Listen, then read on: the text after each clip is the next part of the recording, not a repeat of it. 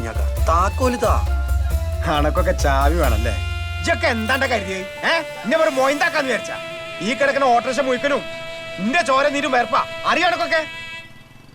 പണ്ട് ഒരു സൈക്കിൾ പോലും വാങ്ങാൻ ഗതിയില്ലാണ്ട് തെണ്ടി തിരിഞ്ഞ് നടക്കുന്ന സമയത്ത് ഒരു സഞ്ചി ഇറച്ചി കായായിട്ട് ഒരാൾ വന്നു, എന്റെ മാമ സുലൈമാൻ.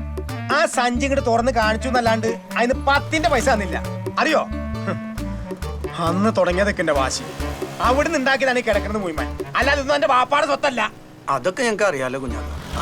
അങ്ങനെ ഇത് അറിഞ്ഞിട്ട് മാത്രം കാര്യമില്ല. വണ്ടിയിൽ ആളെ കയറ്റ ഇറങ്ങുമ്പോ കായ് പഠിക്കാനുള്ള മുടുക്കുണ്ടാവണം. അല്ല കുഞ്ഞാക്ക, ഈ പാർട്ടിക്കാരൊക്കെ വന്ന് കേറുമ്പോ പാർട്ടിക്കാരാരാ എന്റെ അമ്മയുടെ മക്കള? ഏത് കള്ള ഹിമാറുകൾ കയറിയാലും കായ് പഠിക്കാനുള്ള ഇടപാടില്ലാന്ന് ഇല്ല. എന്റെ കായ ഞാൻ നോക്കിയ. അല്ല കുഞ്ഞാക്ക, അപ്പൊ ജമീല ബീവി വന്ന് കേറിയാല് സോറേ ഓളങ്ങാനും കേറിട്ട് ഈ കായ് ചോദിച്ചു ഞാൻ അറിഞ്ഞ അന്ന് എന്റെ മയ്യത്താ. ജമീല ബീവി കയറിയിട്ട് കുത്തബ്മിനാർ കാണണം പറഞ്ഞ് ഈ അപ്പ തന്നെ വണ്ടി എടുത്ത് കൊണ്ടേ കാണിച്ചു കൊടുക്കണം, അത് കായ് വാങ്ങാണ്ട്. മനസ്സിലാടാ? കാരണം പണ്ട് ഈ മമ്മൂക്കാട് ചന്തുവിന് പറ്റിയ പോലത്തെ ഒരു അബദ്ധം ഇനി നമുക്ക് പറ്റാൻ പാടില്ല. അതെന്താ? മൂപ്പര് അതിൽ പറഞ്ഞ ഡയലോഗില്ലേ, പൊന്നിനും പണത്തിനൊപ്പം സ്നേഹം തൂക്കി നോക്കിയപ്പോ മോഹിച്ച പെണ്ണുന്നെ തോൽപ്പിച്ചു.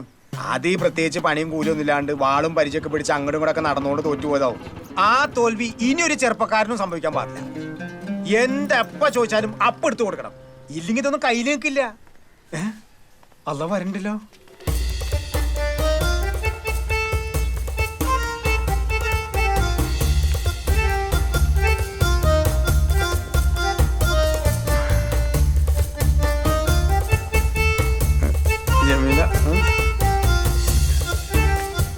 കുഞ്ഞാക്ക, അത് എന്റെ വണ്ടിയാ.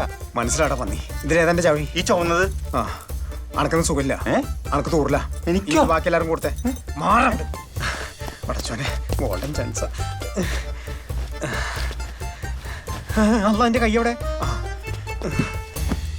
ഇന്ന് എന്റെ കഞ്ഞോടി മുട്ടി. പോവാ.